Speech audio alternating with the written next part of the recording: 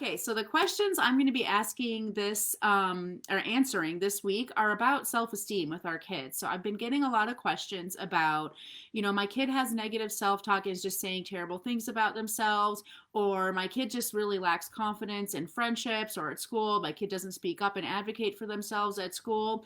And then also this feeling of like constantly trying to encourage our kids, but might not be seeing results. So let's talk about praise and compliments in general, and how does that tie to self-esteem for kids.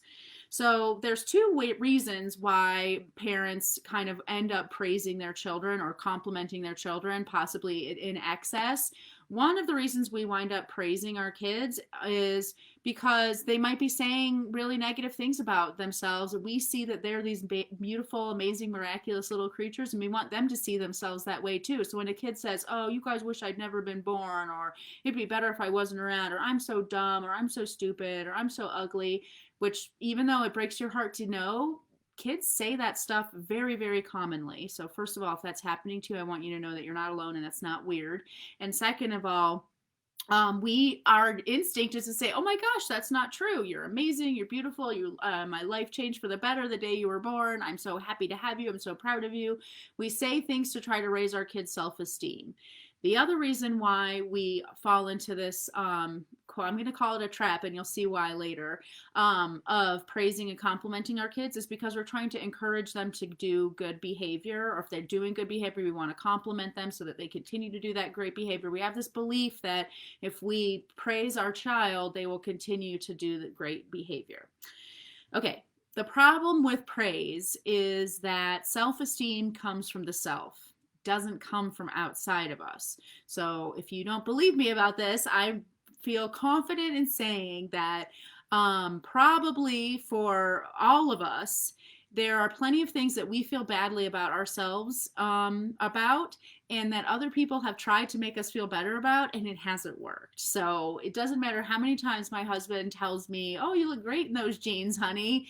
If I don't think so, I don't think so, and he's not going to convince me otherwise. Or any number, any one of the any number of things that we think of, that we feel badly about ourselves about, that we oh, I have weird eyebrows, or I'm too fat, or something like that. All those horrible things that we all think about ourselves, doesn't matter how many times someone else tells us that's not true, "I see you this way," it doesn't change the way we see ourselves. So it's really important that we accept that when our children are struggling with confidence and self-esteem, there's nothing we can say or do to fix that or take it away from them. That's not our job as parents, and it's not in our power as parents.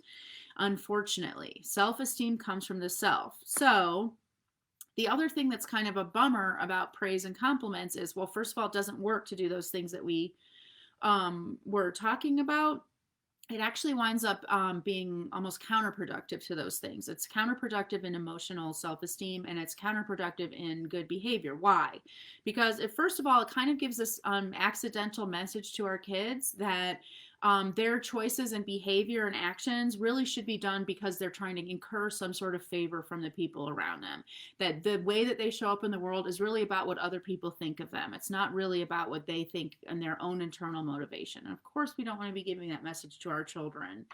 And the second reason why praise and compliments don't really work and tend to backfire when it comes to self-esteem is it's teaching kids this message that you should seek outside of yourself to make yourself feel better. You have this hole inside of yourself. You have this scary, dark place that you're hanging out in. And what you should do is go outside of yourself and ask other people to fill that hole up by either saying, "Mommy, aren't you proud of me?" Or "Look at what I did," or "I feel really bad about myself. Now you have to tell me something good about myself." Of course, kids don't say things in that specific direct way, but that's the message that that they are testing out when they come to us that way, and we are confirming when we respond with praise and compliments. So what should we be doing instead?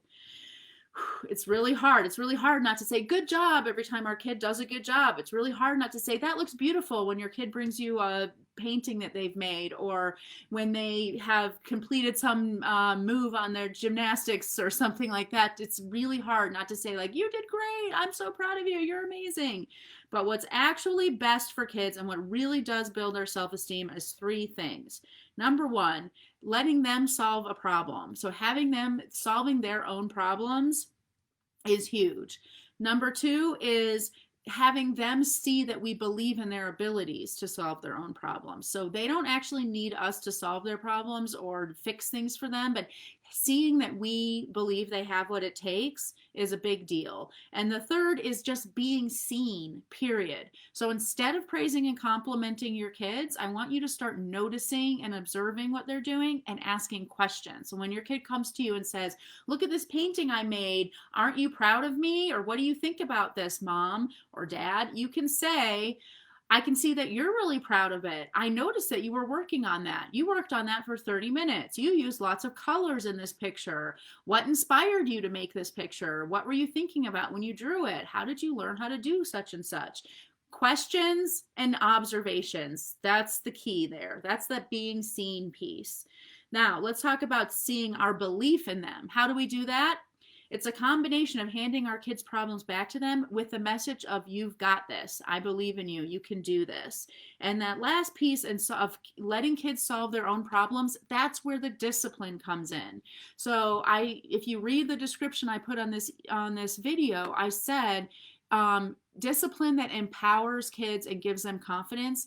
That is what happens when you hand children's problems back to them with tons of love and confidence.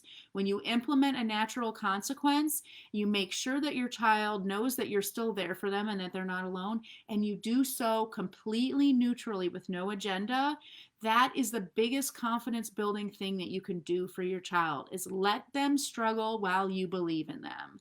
And that is across the board, and I'm talking about every single discipline element. It does not have to be about school. It does not have to be about trying out for the school play. It doesn't have to be about sports. It doesn't have to be about all these like classic examples of confidence. It can be the most simple thing, like doing your chores, getting your homework done, cleaning your room, being respectful, throwing a tantrum, telling a lie versus telling the truth. All of these, nature hands us all day long opportunities to build our kids' confidence and self-esteem. And every time we swoop in and try to tell them what to feel or how they're feeling or fix their problem, we botch those opportunities. It is really, really important to do these 3 steps: that handing problems back, showing belief, and letting our kids be seen. Know that we see them. We're not judging them. We're not analyzing them. We're not qualifying them. We just see them and notice them. Now, I want to first give you guys this message that it is hard to do this stuff. It is very hard to stop saying, "Good job, I'm so proud of you," 24/7. And it is really, really hard to stand back and watch your kids struggle when they are trying to go through something that you know you could fix for them. It is really, really hard to see your kid flounder around in a mess of their own making. I totally get that. And that's why I want to encourage you that if you really want to make this shift, but you can't really seem to figure out how to do it for yourself, you're not alone, and I am here for you. That is my job. It's what I do all day long. So click on the link in the description and set up a free call with me, and we can talk about exactly how to implement this stuff specifically to what's going on in your family. It is totally possible to move away from this praise and observation trap. And now you see why I call it a trap. And it's also not something that many people can do all by themselves. So don't feel like you have to figure this out alone. Have a great week, everybody. I'm here for you, and I can't wait to talk to you again next week. Bye.